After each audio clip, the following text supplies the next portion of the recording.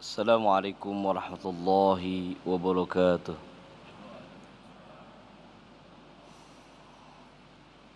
A'udzu billahi minasy syaithanir rajim.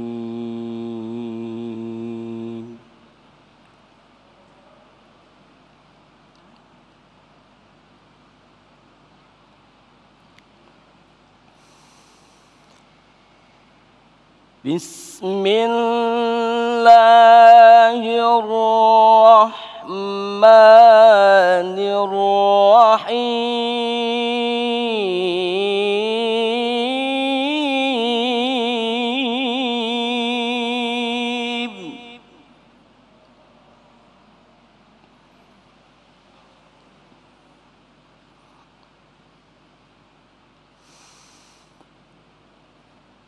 Lillahi ma fis samawati wa ma fil ardh.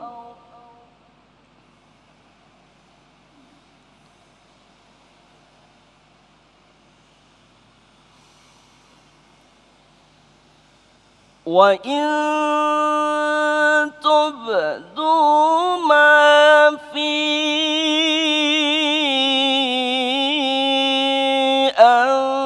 anfusikum aw tukhfuhu yuhasibkum bihi Allah.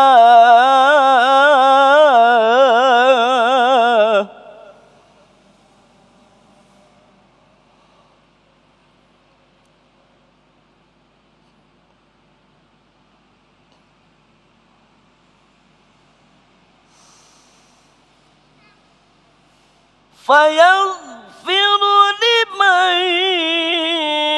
يشاء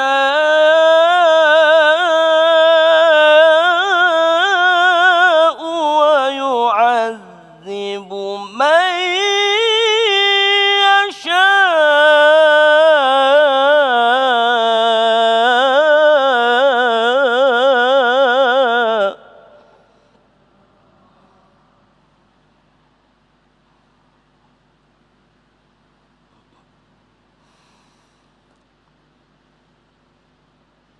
والله على كل شيء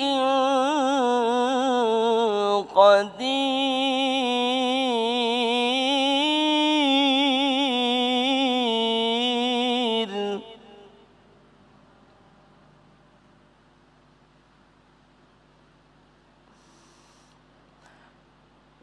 لله ما في السماوات وما في الأرض وإن تبدوا ما في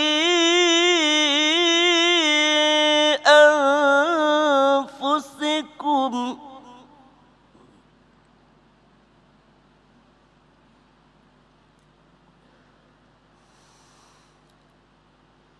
وإن تبدوا ما في أنفسكم أو تخفوه يحاسبكم به الله.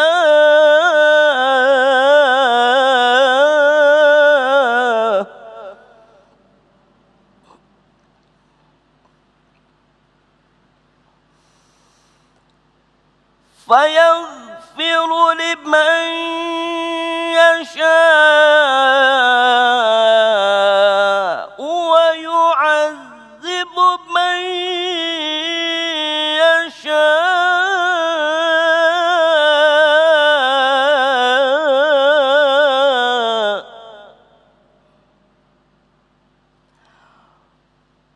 والله على كل شيء قدير.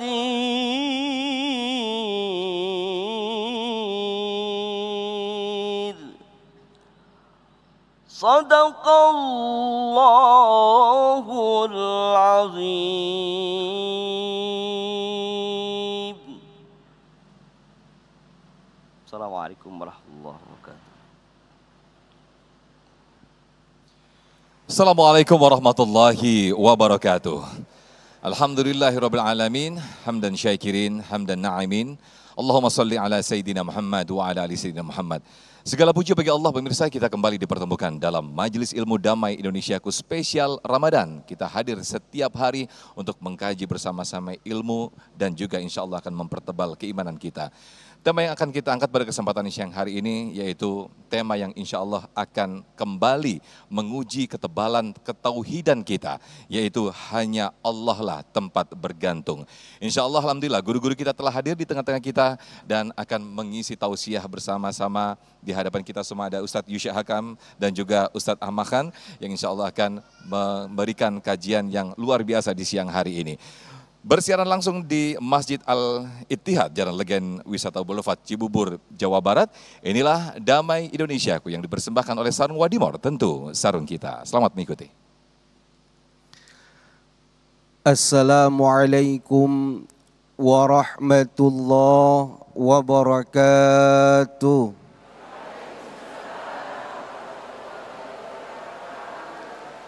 Alhamdulillah. Alhamdulillahilladzi faddala Ramadana ala sairi syuhuri biinzalil Qur'an. Asyhadu an la ilaha illallah wahdahu la syarika lah. Alladzi karrama ummata sayyidina Muhammadin ala sairil umami bittilawatil Qur'an. Wa asyhadu anna sayyidana wa nabiyana Muhammadan abduhu wa rasuluh. An-natiku bil fasahati wal balagati wal hikmati wal bayan.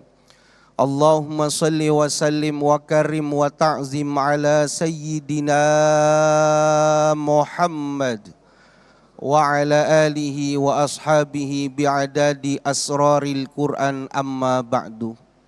Hadratal mukarramin, para alim ulama, para guru, para sepuh, tokoh masyarakat, wabil khusus salam hormat, salam takzim, salam mahabbah sama-sama kita sampaikan kepada guru kita yang mulia Al-Mukarram wal Muhtaram Al-Ustadz Ahmad Khan. Mudah-mudahan Allah senantiasa menjaga beliau, Mas Sofyan dan segenap DKM Masjid Jami Al-Ittihad Cibubur Bogor, bapak-bapak, ibu-ibu dan para pemirsa setia Damai Indonesiaku dimanapun Anda berada. Alhamdulillah, kita bersyukur kepada Allah, kita masih berada di bulan suci Ramadan. Sekarang puasa yang keberapa Ibu? Halo, sebentar lagi kita lebaran ya. Masih lama apa? Masih lama, masih 24 hari lagi. Kita berdoa kepada Allah, mudah-mudahan Allah memberikan kekuatan kepada kita untuk bisa menjalankan ibadah puasa Ramadan sampai dengan akhir nanti. Amin ya Rabbal. Hadirin jamaah yang dimuliakan Allah, bulan Ramadan bukan hanya dikenal dengan sebutan Syahrus Siyam, bulan di mana Allah mewajibkan buat kita untuk berpuasa. Bulan Ramadan bukan hanya saja dikenal dengan sebutan Syahrul Qiyam, bulan di mana Allah menganjurkan kepada kita untuk lebih banyak berdiri, baik melakukan ibadat sholat sunnah tarawih, sholat witir, sholat tahajud, qiyamul lail dan lain sebagainya. Tapi bulan Ramadan juga disebut dengan bulan Syahrul Quran, bulannya Al-Quran. Sehingga banyak ulama-ulama kita mengikuti dari Nabi dan para sahabat, kalau datang bulan Ramadan mereka fokus baca Al-Quran. Nah sekarang apa kaitannya Ustadz? Al-Quran dengan tema kita siang hari ini menggantungkan segala urusan kita hanya kepada Allah. Apa kaitannya? Ada seorang ulama namanya Ibnul Jauzi Ibu. Beliau menulis satu kitab namanya Fununul Afnan fi Ulumil Quran. Di dalam kitab itu Imam Ibnul Jauzi bercerita, ada seorang ulama yang sepanjang hidupnya meneliti Al-Quran. Al-Quran dibaca dan diteliti. Tapi yang yang menarik yang diteliti oleh ulama itu bukan ayat Al-Quran. Yang ditelitinya bukan surah-surah Al-Quran, tapi yang ditelitinya adalah titik di dalam Al-Quran. Apa ibu yang diteliti? Halo? Yang diteliti titik di dalam Al-Quran. Ini ulama sepanjang hidupnya cuma ngitungin titik di dalam Al-Quran. Sehingga beliau mengatakan jumlah titik di dalam Al-Quran itu jumlahnya 1.025.030 titik di dalam Al-Quran. Bapak, ibu, pemirsa yang gak percaya nanti selesai acara pulang ke rumah buka Al-Quran. Ibu pulang buka Al-Quran, teliti hitung satu-satu, barangkali tadi salah penelitiannya. Tapi kalau malas udah kita percaya aja. Titik dihitungin ibu sepanjang hidup. Beliau mengatakan titik yang pertama itu ada pada huruf ba, pada lafaz Bismillahirrahmanirrahim. Sehingga beliau mengatakan ini sebuah isyarat buat kita. Bila kita melakukan segala sesuatunya, maka hadirkan Allah di dalam perbuatan kita dan gantungkan harapan semata-mata hanya kepada Allah Subhanahu. Gantungkan amal kita, gantungkan hajat kita, keinginan kita hanya kepada Allah. Ada Al-Quran ibu, surah di dalam Al-Quran ini mas surah gacoan kita ini. Surah gacoan kita. Kenapa? Kita apal karena sering diulang. Namanya surah Al-Ikhlas, surah Kulhu. Ayatnya ada 4. Qul huwallahu Allahus lam yalid walam walam yakullahu. Ini surah diturunkan kepada Nabi Muhammad SAW ketika ada seorang Arab Badui datang kepada Nabi, bertanya kepada Nabi Muhammad, ya Muhammad, sif lana rabbak, beritahu kepada saya Tuhanmu itu siapa, seperti apa bentuk Tuhan yang selama ini kau sembah, beritahu aku. Maka Allah turunkanlah surah Al-Ikhlas ini kepada Nabi Muhammad sebagai jawaban dari pertanyaan orang Arab Badui itu. Maka Allah memerintahkan, kul, katakan ya Muhammad, huwallahu ahad, Allah itu esa, Allah itu tunggal. Allahus samad, dikuatkan lagi, Allah as-samad, tempat bergantungnya segala sesuatunya gantungkan hanya kepada Allah. Allah sifatnya as-samad, menerima segala hajat seluruh hamba-hambanya, menampung seluruh keinginan daripada hambanya, minta hanya kepada Allah, jangan kepada selain Allah. Maka satu ketika Nabi sedang berboncengan dengan sahabat yang masih muda, sahabat Ibnu Abbas, maka Nabi berpesan kepada sahabat Ibnu Abbas, ihfazillaha yahfazak, ihfazillaha tajidhu tujahak, wa idza sta'anta fasta'in billah.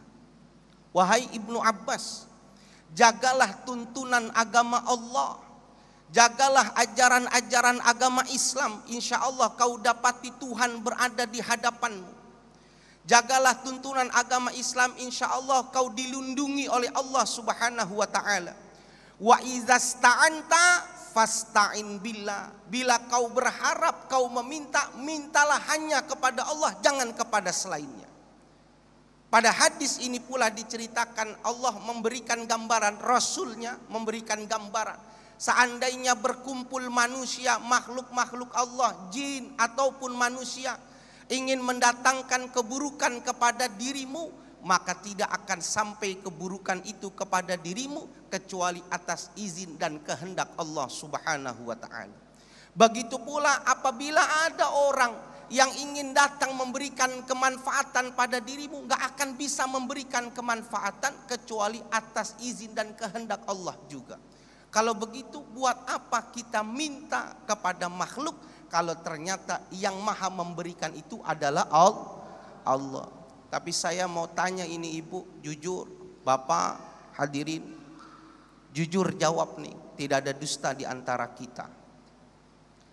Kalau ada masalah, yang pertama kali kita ingat Allah apa makhluknya?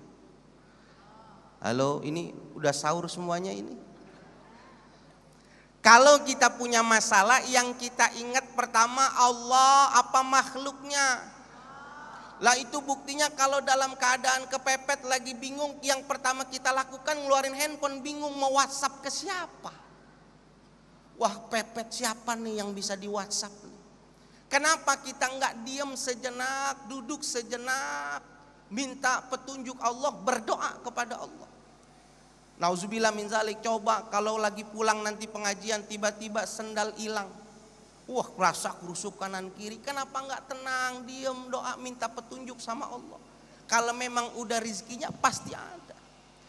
Oleh karena itu gantungkan, minta hanya kepada Allah. Ketika Allah sudah mengatakan dirinya as-somad, maka Nabi mengatakan fa innallaha yuhibbu ayyus'al, maka Allah cinta ketika hambanya mau meminta kepadanya. Mintalah kepada Allah Subhanahu wa ta'ala, insya Allah Allah akan mengijabah dari seluruh keinginan-keinginan kita. Amin ya rabbal alamin. Amin, amin ya rabbal alamin. Terima kasih Ustadz Yusya Hakam telah memberikan pencerahan dan juga muqaddimah kepada kita semuanya, sekaligus mengingatkan kembali kepada kita semuanya bahwa segala urusan, segala apa yang ada di dalam kehidupan ini, kita gantungkan urusan kita kepada Allah Subhanahu wa ta'ala. Lantas pertanyaannya, apakah dampak lalu juga apakah akibat setelah kita menggantungkan segala kehidupan dan juga urusan kita kepada Allah Subhanahu wa ta'ala? Insya Allah jawabannya akan disampaikan oleh Ustadz Ahmad Khan di segmen berikut ini. Tetaplah di Damai Indonesiaku spesial Ramadan. Sesaat lagi kami akan kembali.